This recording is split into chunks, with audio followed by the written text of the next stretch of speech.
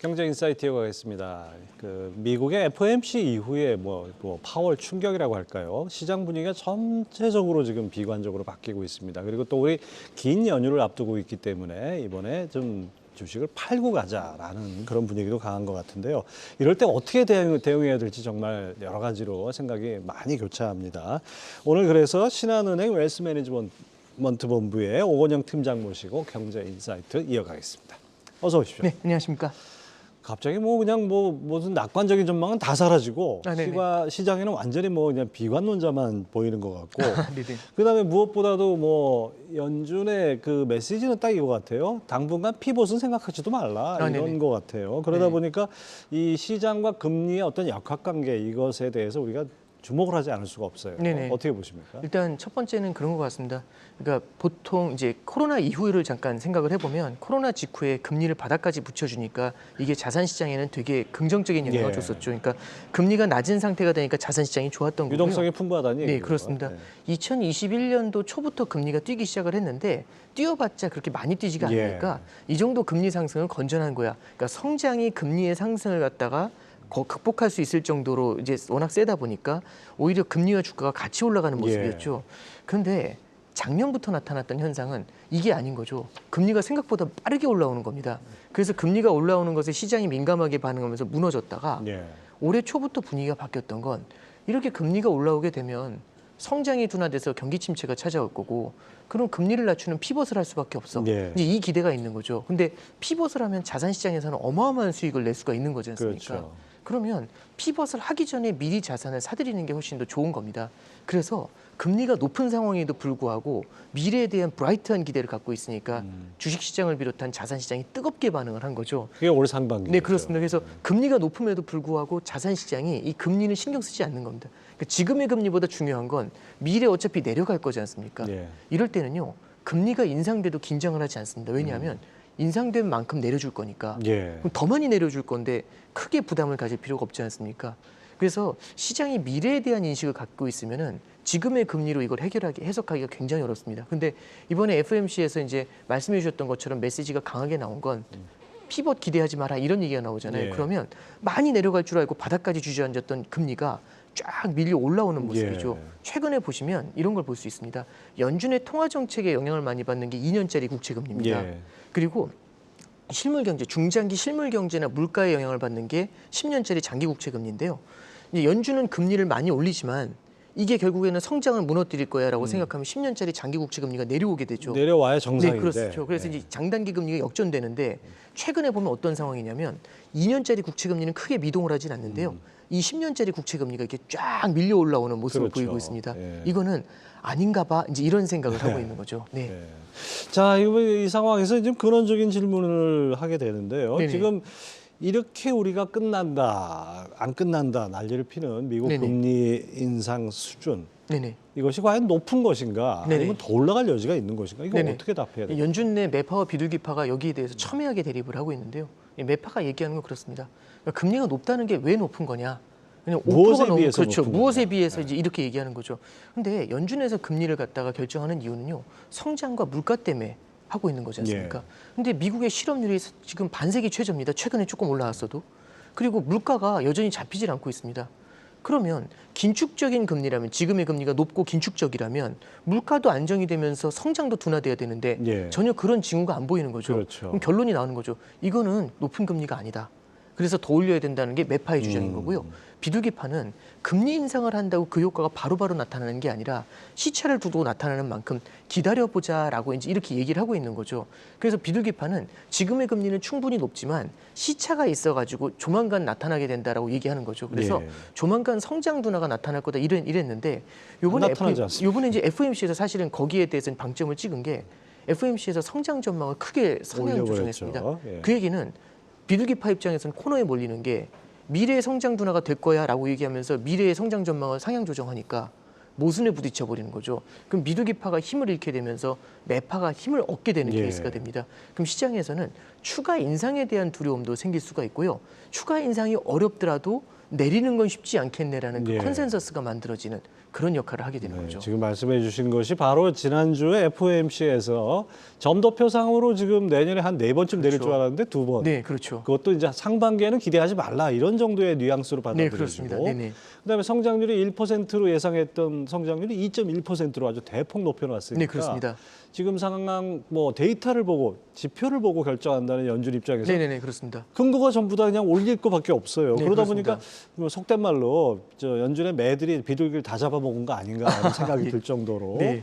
이 연준 위원들 중에 누구도 금리 네. 인하에 대한 얘기를 이제 언급하지 않는 그런 분위기인데 그렇다면 이제 시장이 고금리가 되는 거는 물론이고 네네. 이것이 아주 긴 기간 동안 장기화되는 걸 대비해야 되는 거 아닌가? 네네. 이제 저는 좀 이렇게 쏠려가는 게 좀 크다라고 생각을 하는데 이제 금리 인하될 거니까 걱정하지 말자라는 분위기에서 갑자기 금리가 계속 올라갈 거야 이제 이런 네. 분위기로 바뀌는데요.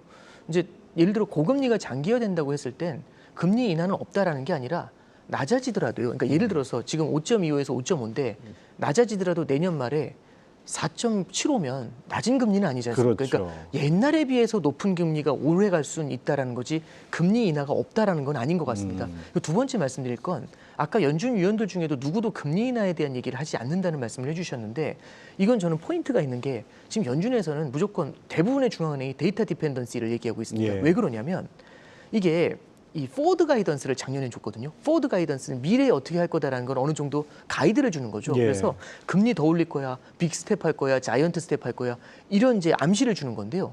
이게 포워드 가이던스가 어떤 때 효과가 있냐면 기준금리를 올리지 않았음에도 불구하고 금리 올릴 거야라는 얘기를 하면 시장금리가 먼저 올라갑니다. 예. 그럼 기준금리를 올리지 않고 시장금리를 올려서 긴축을 하는 효과가 생기는 거죠. 근데 문제는 뭐냐면 처음에 올리기 시작할 때는 문제가 아닌데 거의 다 올렸을 때 예. 사실 조금 더 올려가지고 결정타를 날려야 될 때 오히려 시장에서는 이제 다 왔으니까 내려가고 있는 거죠. 그러면은 결정타를 날리면서 금리를 올려야 되는데 오히려 시장 금리가 주저앉으면서 엇박자가 나는 거네요. 엇박자가 나는 거죠. 그러니까 물가가 다시 고개를 드는 문제가 생기는 겁니다. 그래서 이럴 때는 시그널링을 어떻게 주느냐가 정책 담당자한테는 제일 중요한 거지 않습니까? 예. 그래서 금리 인하에 대해서는 그 가능성을 가급적이면 언급하지 않으려고 노력하는 거지 그 가능성이 완전히 닫혀 있다. 내년까지 닫혀 있다. 이렇게 보기에는 좀 어려울 것 같습니다. 사실 뭐 등산하다 보면 이런 경우 있지 않습니까? 네. 내려오는 사람한테 힘들어 죽겠어 이제 올라가는데 네네네. 근데 내려오는 사람한테 얼마 남았어요? 다 왔어요. 근데 가보면 또 네네. 고개 하나 있고 뭐 이런 네네. 이런 느낌이 좀 약간 네, 그렇습니다. 들어요. 네네네. 예. 자 이렇게 지난한 금리 인상 과정 이게 결과적으로 물가를 잡기 위해 시작한 거 아니겠습니까? 네, 그렇습니다. 근데 물가가 쉽게 안정되지 않는 분위기 그리고 또 통화 정책이 뭐 한 반년에서 뭐 한 1년 정도의 시차를 두고 나타난다 그랬는데 작년 3월부터 올렸으면 이제 어느 정도 확실히 나타나야 될 것 같은데 왜 이렇게 안 떨어지는 겁니까? 근데 일단 첫 번째는요. 작년 3월 달에 0.25% 인상이 시작됐고요. 제대로 된 금리 인상, 그러니까 자이언트 스텝이 제대로 이어지면서 2%를 넘어선 건 작년에 8월 정도였습니다. 예. 그러니까 이제 시차가 한 1년 정도가 조금 더 벌어져 지금 있는 이제 어느 거고요. 정도 나타나. 네, 이제 어느 정도는 좀 나타날 시기가 되지 않았나. 그래서 비둘기파들에서는 그런 쪽에 대한 주장을 하고 있는 거고, 그래서 올리더라도 조금만 데이터를 더 보고 가자. 예. 이제 이런 얘기들을 좀 많이 하고 있는 겁니다. 근데 이제 문제는요. 인플레이션이 오래 갈 거라는 생각이 들게 되면 사람들의 인플레이션 기대감이 생기지 않습니까? 예를 들어 인플레이션 기대감이 커지면 이제 예를 들어 이런 거죠. 인플레이션이 나타날 수 있으니까 이걸 해치할 수 있는 뭔가 포트폴리오 자산 조정을 해야 된다. 이런 인식이 생기면 원자재를 담으려고 합니다. 예. 그러면 원자재 쪽으로 투자 자본이 들어가지 않습니까? 그럼 원자재 가격이 뛰겠죠. 그게 인플레이션을 더 자극합니다. 예. 그럼 인플레 해치 수요가 더 늘어나겠죠.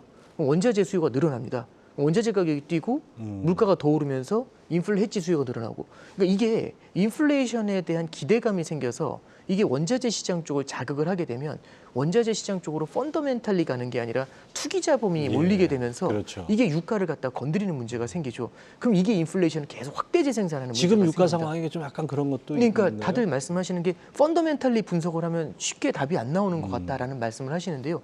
이게 원유 시장 쪽으로 계속해서 자본이 몰리는 거고 이런 시기에는 잘못해서 피벗 시그널이 나오면 주가가 올라가는 것뿐만 아니라 유가가 같이 뛰면서 되려 내려갔었던 금리를 끌어올려야 되는 그런 문제가 생길 수가 있습니다. 참 어렵네요. 진짜 인플레 고착화 이것도 좀 우리 염두에 둬야 되는데 구체적으로 어떤 부분에서 인플레 고착화를 우려하는 겁니까? 네, 일단은 이제 임금 상승률이 여전히 높다라는 거고요.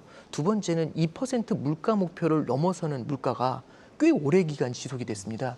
연준의 물가 목표를 언제 넘어섰냐면 21년도 3월 달에 넘기 시작을 했거든요. 예. 21년도 3월 달에 물가 목표를 넘은 상태에서 지금이 23년도 9월이니까 2년 6개월째 지금 인플레이션이 높은 상태를 유지하고 있는 겁니다. 예. 근데 지금 당장 봐도 이게 당장은 해결될 기미가 보이진 않고 있지 않습니까? 연준에서는 내후년 초는 돼야 된다 이런 얘기를 하고 있으면 사실상 4년, 5년짜리 인플레이션이 생기는데 예. 인플레이션이 높은 상태가 오래 유지가 되면 사람들의 마음속에 기대 인플레이션 심리가 자리하게 그렇죠. 됩니다. 물가는 계속 오를 네, 그렇죠. 거야라는 그렇죠. 느낌이 그러면 왔죠. 이제 예를 들어 이런 거죠. 제품이 딱 있는데 왜 이렇게 가격이 올랐어요? 그러면 이게 다른 데 가서 더 싸게 살 수 있으면 그냥 떠나실 텐데 왜 이렇게 가격이 올랐어요? 그러면 요즘 뉴스 못 보셨어요? 물가 올랐다는 얘기. 예. 그러면 그러네요 하면서 사게 되잖아요. 가격의 상승을 받아들이게 되고요. 가격의 상승을 받아들인 만큼 임금도 올라가게 되니까 그렇죠. 임금의 상승이 또 가격의 상승을 만들고 이렇게 되면은 실제로 물가를 잡기가 생각보다 오래될 수가 있습니다. 그래서 인플레이션의 고착화 이게 문제가 되고 이게 또 하나 무슨 문제를 만드냐면 인플레이션이 2% 목표 수준까지 내려가더라도 언제든지 재발할 수 있는 문제가 생깁니다. 예.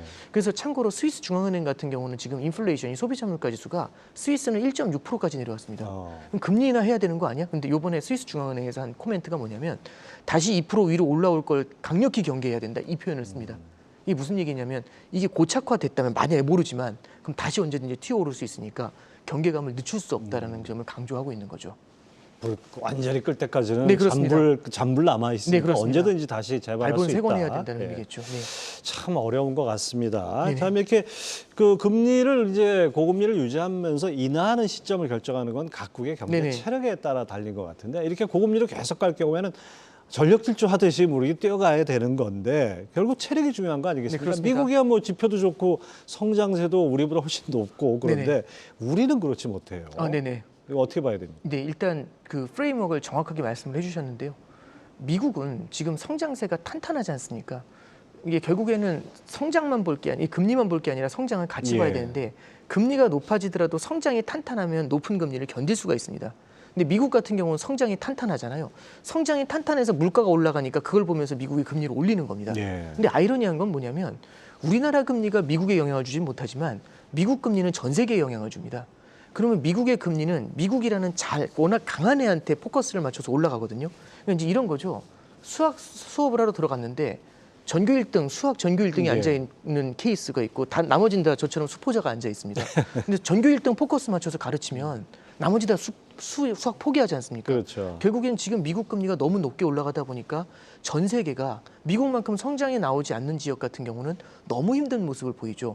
그럼 여기서 이제 우리나라를 해석을 해보면 어떤 문제가 생기냐면 우리나라 같은 경우는 지금 경제 성장률이 계속해서 레벨 다운이 되고 있습니다. 그럼 이런 걸 바라보면은 과거 같은 경우는 금리 인하로 대응을 할 수가 있거든요. 예. 왜냐하면 수출도 굉장히 어렵고 높아진 금리와 높아진 물가 때문에 내수도 어렵지 않습니까? 이런 금리 인하로 대응을 해줘야 되는데 그건 불가능하죠. 그렇죠. 지금. 왜냐하면 가장 큰 거는 미국의 금리가 높은 상태에서 우리가 금리를 마구잡이로 내린다는 게 잘못된 시그널링을 주게 되면 자본 유출에 대한 우려를 키울 수가 있는 거죠. 이것도 문제고 또 금리를 낮추게 됐을 때 너무 어려우니까 가계부채가 폭증하는 문제가 예. 생길 수가 있지 않습니까? 그렇다고 또 금리를 인상하지 않니 성장이 두렵고 예. 그러면 엉거주춤하게 지금 무언가 통화정책 사이드에서 실물 경제를 부양할 수 있는 지원책을 찾기가 조금은 어려운 상황이다. 이렇게 해석할 수 있을 것 같습니다. 자, 미국이 당분간 금리 내리는 피봇은 뭐 얘기 안 한다고 전제를 했을 때는 고금리 장기화 이거를 네네. 디폴트로 놓고 네네. 그러니까 초기 설정으로 놓고 자, 우리 경제는 그러면 성장을 끌어올려서 여기에 적응을 해야 되는데 네네네. 사실 중국이라는 변수가 있어요. 네네. 중국이 기대했던 거와 달리 리스크 요인이 되는 그런 측면도 네네. 있고 최근에 뭐 여러 가지 잡음이 나오는데 하반기에 중국 경기 회복 좀 기대할 수 있는 겁니까? 네, 일단 첫 번째는 사실 한두 달 전만 해도 중국 경제가 위기에 처하는 거 아닌가 이제 네. 이런 얘기들이 나왔는데 그렇죠. 지금은 그 얘기는 조금은 좀 완화가 된 것 같습니다. 일단 실물 경제 지표들이 조금 반등을 했고 금융시장 사이드에서 위안화라든지 이런 쪽이 계속 뛰어오르다가 좀 안정을 찾았는데요. 일단 첫 번째는 이걸 볼 수 있을 것 같습니다. 중국이 보유하고 있는 외환 보유고를 비롯해서 국영은행들이 갖고 있는 달러 자금이라든지 중국은 자본 계정을 수시로 닫을 수가 있는 국가입니다. 예. 그러면은 결국에는 언제든지 자본 유출에 대한 방어가 가능한 거죠. 그러면 급격한 외환 위기의 가능성 이거는 굉장히 낮다라고 볼 수가 있습니다. 예. 근데 이제 문제는 뭐냐면 위기가 안 온다고 해서 좋다라는 얘기가 아니라 실물 경제의 둔화 가능성은 굉장히 높은 편이죠. 그렇죠. 그건 이제 뭘로 해석을 할 수 있냐면 중국 같은 경우는 과거에 이제 성장의 동력이 뭐였냐면 부동산을 중심으로 해서 개발 성장이 굉장히 컸죠. 투자 성장이. 두 번째는 2015년도부터 이제 제조 2025라고 해가지고 신기술, 예. 고부가치 산업에 대한 투자를 늘려가지고 중국도 결국에는 IT 섹터 쪽을 좀 키우려는 모습을 보였습니다. 그리고 교육 사업이라든지 이런 부분에서의 성장세가 두드러졌는데 이런 쪽이 대부분 다 민영 기업들이 많이 주도를 했었죠. 헝다라든지 아니면 컨츄리가든 같은 경우도 여기에 해당이 되는 거고요. 그 다음에 IT 같은 경우는 알리바바나 텐센트가 여기에 예. 해당이 될 겁니다. 근데 이제 아시는 것처럼 2020년도 말에 알리페이의 상장에서부터 문제가 생기면서 이 민영 기업에 대한 IT 민영 기업을 흔들었고요. 예. 두 번째는 최근에 보면은 부동산에 대한 규제를 강화하면서 민영 부동산 기업들이 다 흔들리고 있지 예. 않습니까? 교육 산업에 대한 규제까지 들어가니까 사교육 규제도 네. 또 엄청나죠. 그럼 민영 기업에 대한 이 뭐라고 해야 될까요? 압박이 굉장히 크니까요. 이거를 딱 네 글자로 표현하면 국진민퇴라고 예. 표현합니다. 국영 기업들은 앞으로 나아갈 수 있지만 민영 기업들은 퇴조하는 모습이죠. 근데 생산성은요. 그리고 고용 창출 효과는 민영 기업이 훨씬 강합니다. 그렇죠. 그럼 이런 것들은 중장기적으로 뭘 부르게 되냐면 중국 경제의 체력이 빠져나가는 문제를 만들게 되죠. 그래서 위기의 가능성 이런 걸 담지한다라기보다는요.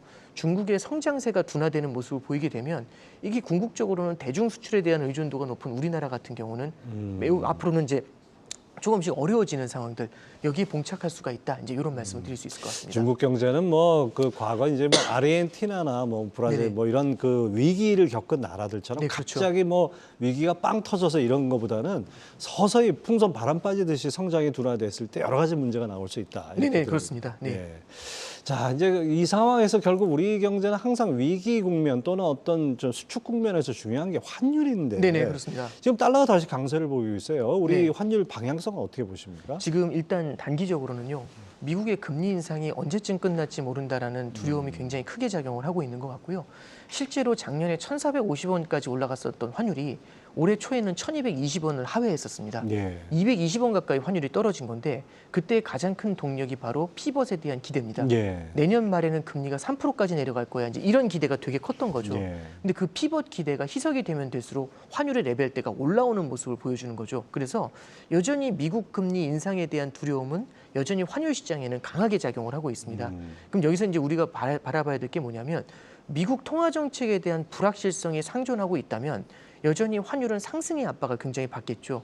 근데 다만 환율이 상승을 할 때 너무 많이 환율이 갔다가 한쪽으로 몰려나가는 것에 대해서는 경계감을 가질 수 있는 바 이제 환율이 1,340원을 넘어서게 됐었을 때는 상승의 탄력이 굉장히 많이 둔화가 될 수 있습니다. 예. 그래서 단기적으로는 상승의 압력을 받긴 하겠지만 그 상승의 속도는 크진 않을 것 같고요. 예. 미국의 통화 정책이 어느 정도는 가이드라인이 나오는 게 11월, 12월 FOMC를 지나면 어느 정도는 금리 인상에 대한 종지부는 찍을 수 있을 것 그렇겠죠. 같아요. 예. 그때부터는 이제 어느 정도는 방향성을 찾을 수 있을 것 같고 그때부터 이제 환율의 안정세 이런 것들을 우리는 기대해 볼 수가 있지 않을까 생각합니다. 힘들게 산에 올라가는데 네, 다 그렇습니다. 왔다고 했는데 고개 넘으면 또 봉우리 있고 봉우리 그렇습니다. 있는데 네네. 이제 올 연말쯤 되면은 어떻게 보면 이제 정상이 좀 눈에 보이는 네네네. 그렇다고 해서 정상이 간 건 아니죠 물론. 네, 그렇습니다. 자 이제 이렇게 고금리가 장기화되는 이런 시대에 네네. 이거를 전제를 하고서 네. 우리 투자 전략을 어떻게 짜야 될까요? 네, 일단 몇 가지 이제 말씀을 좀 드려보면은요. 첫 번째는 저는 쏠림 투자에 대해서는 분명히 경계를 좀 해야 된다라는 생각을 좀 하고 있습니다. 이 쏠림 투자라는 건 뭐냐면 지난해 같은 경우는 미국의 금리 인상이 나타나면서 자산 시장이 흔들리니까 예. 아 이거는 답이 없다라고 해서 전부 다 투자해서 모든 자금을 뺀다든지. 예. 근데 올해가 초 같은 경우는 금리가 높음에도 불구하고 피벗에 대한 기대가 강하니까 자산 가격이 뜨겁게 반응을 했지 않습니까? 그럼 아 이거는 금리 인상은 크게 문제가 안 되는 거냐 하면서 이 또 투자 포지션 쪽으로 한꺼번에 몰려가는 모습들이 예. 나타났거든요. 그럼 이렇게 쏠림 현상이 나타났었을 때는요. 무언가 반대 방향으로 급격한 전환이 나타났을 때 굉장히 큰 고전을 하게 되는 문제가 예. 생길 수가 있습니다. 이럴 때는요. 자산을 갖다가 조금은 좀 넓혀가는 전략이 되게 필요한 것 같고요. 또 하나는 우리가 과거의 패턴을 바라보면서 미래에 적용하는 게 조금은 조심스러울 수가 있습니다. 예. 왜냐하면 우리는 40년 만에 인플레이션이라는 캐치프레이즈를 보고 있죠. 40년 만에 인플레이션이라는 얘기는 뒤집어 말하면 지난 40년간의 패턴 속에서는 지금의 패턴을 찾을 수 없었다는 얘기입니다. 예. 그 패턴을 찾으려면은 오히려 70년대로 넘어가야 되는 문제가 생기게 되는 거죠. 그러면 이제 이런 생각을 해보는 거죠. 지난 40년간의 패러다임을 보면 물가가 좀 올라오면은 금리가 좀 올라오다가 이게 너무 부담스러워서 다시금 주저앉는 모습을 보였죠. 예. 그러면 우리의 마음속에는 이 정도 금리면 많이 올라온 것 같은데 내려가겠네? 이런 생각을 하는 순간 장기채를 갖다가 과감하게 투자한다든지 이런 패턴들을 보이는 경우들이 왕왕 나타난다는 거죠. 근데 최근 보면은 올해 초만 해도 미국 10년짜리 국채 금리가 3.3%까지 내려갔었습니다. 그럼 이게 뭘 얘기하는 거냐면 기준금리가 높아짐에도 불구하고 10년 금리가 주저앉은 이유는 피벗은 따놓은 당상이다. 이거는 예정된 미래다라는 시장의 기대를 반영한 거죠. 예, 그렇죠. 그리고 거기에 대한 쏠림이 강하게 나타난 겁니다. 근데 지금 보면은 미국의 국채 금리가 4.3이었던 10년짜리 국채 금리가 지금 4.5로 훌쩍 넘어 있거든요. 그럼 이건 뭘 얘기하는 거냐면 올라올 때마다 고점이다, 고점이다, 고점이다, 고점이다 하면서 계속 채권 시장으로 자금이 장기채 시장으로 자금이 몰려드는 거죠. 그럼 이게 이제 굉장히 좀 어려운 상황들을 만들게 되는 겁니다. 그래서 과거의 패턴만을 바라보면서 미래에 그대로 적용하는 거는 굉장히 리스크가 따를 수 있다는 게 두 번째입니다. 그래서 무언가 정해져 있는 미래가 존재한다 이렇게 생각하시지 말고 자산을 최대한 넓게 좀 펼쳐가는 전략들 그리고 이 자산 간의 상관관계가 조금은 좀 다른 쪽들을 찾으시는 게 조금 더 필요하지 않겠나 그렇게 조언의 말씀드리고 예, 지금 오건영 팀장 말씀 들어보니까 과거 경험이 앞으로 우리가 시장을 대응하는데 이렇게 썩 큰 도움이 되지 않을 것 같습니다. 오히려 좀 유연하게 받아들여야 될 것 같아요. 네, 그렇습니다. 예. 네네. 자, 신한은행 웰스매니지먼트부의 오건영 팀장 함께했습니다. 말씀 감사합니다. 네, 감사합니다.